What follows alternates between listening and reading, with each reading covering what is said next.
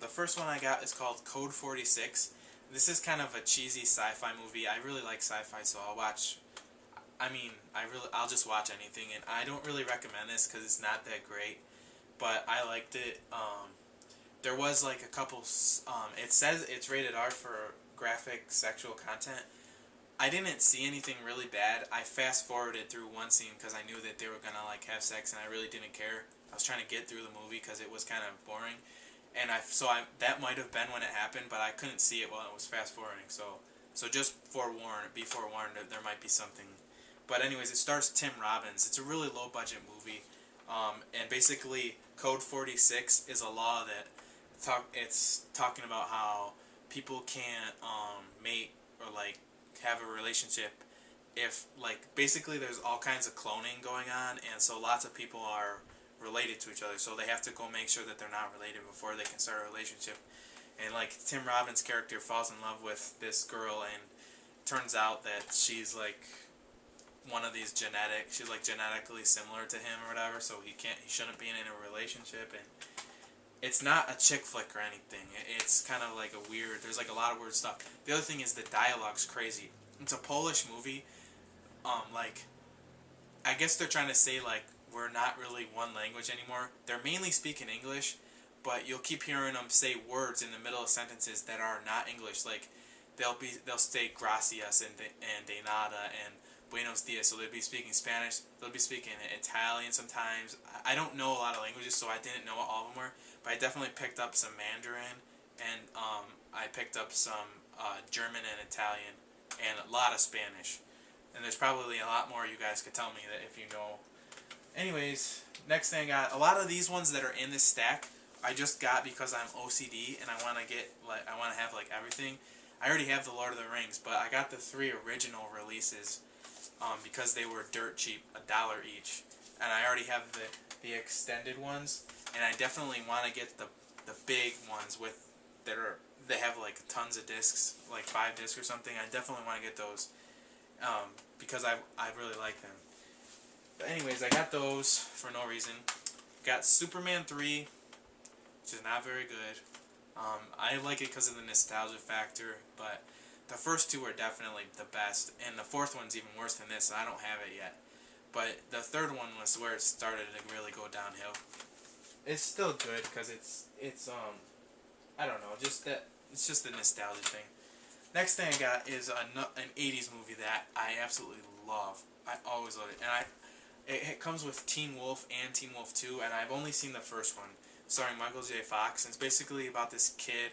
He's sick of being normal and all this everything's mediocre, and he ends up finding out that he's a werewolf, and it's so funny. It's a great comedy. He's on the basketball team, and he turns into the werewolf and plays basketball as the werewolf, and like everyone loves him. And Teen Wolf 2 stars Jason Bateman when he's like a teenager, I guess. I have never seen that, but I'm definitely going to watch it soon, and I'll tell you what I think of it. But I heard it's not anywhere near as good as the first one.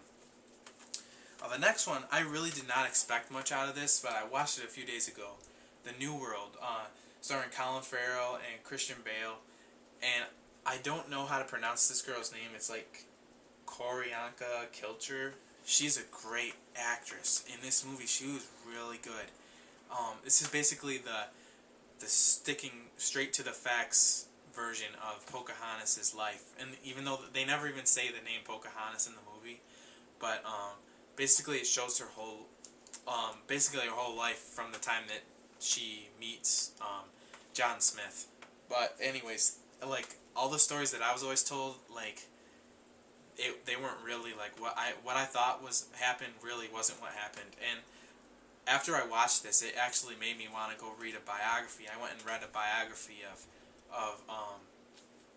Pocahontas, and basically this movie stuck right to what that biography said. So if that biography was accurate, which I think it was, this movie really stuck to it. And Christian Bale was really good, and all of the actors were good in this. Colin Farrell, I'm not a big fan of, but he was actually good in this, and so was Christian Bale.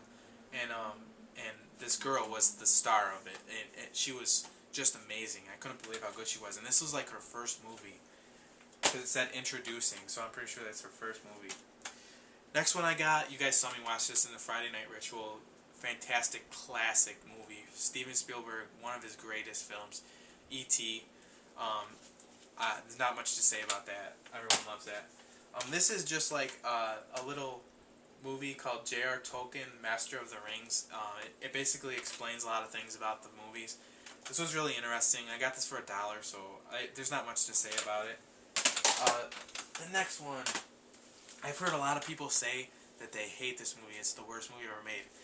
And I've heard a lot of people say that it's their favorite movie. So it's one of those weird things where you don't know what it's going to be once you get into it. But it's Vanilla Sky, starring Tom Cruise and Cameron Diaz. And I absolutely hate Cameron Diaz, but this movie was good, even though I didn't like her character.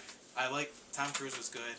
I was not expecting what happened at all. It was crazy, but it was good. And I do see why people didn't like it. Cameron Diaz was like killing it for me. Halfway through the movie, I was really not liking it, but it got better, and the ending was cool. Next one, The Bone Collector, starring Denzel Washington and Angelina Jolie. This is okay. It's just okay. I've seen this thing in the $5 bin for like years, but I got it for $3 used, and it was alright. Basically, Denzel Washington used to be a forensics officer, and he was injured while he was injured at a crime scene, and he's basically paralyzed, and he has all these seizures, and they never know when the next seizure could put him in a vegetative state.